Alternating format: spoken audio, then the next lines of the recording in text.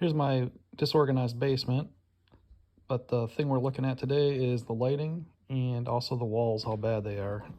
Looks like we had some severe water damage from the previous tenant that lived here, and we need to fix this up. The walls just absolutely crumble as soon as you touch them.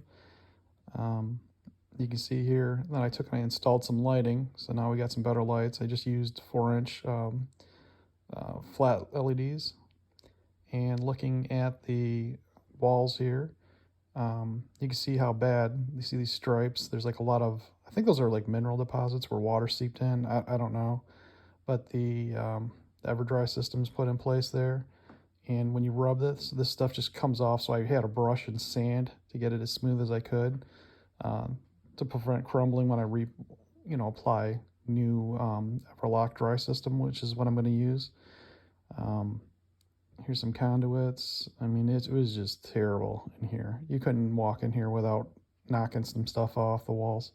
But yeah, this is the stuff I use, Drylock Extreme.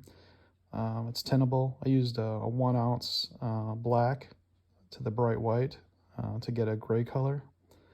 And yeah, let's see how this turns out. All right, here it is. Gave it a day to dry. And I did the floor as well because the floor was in really bad shape.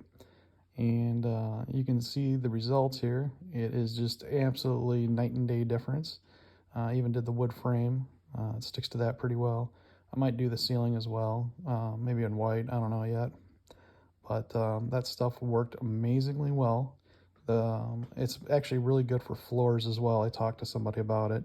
And when you touch this stuff, it's got a little bit of a grit surface to it, but it does not come off. It's super straight.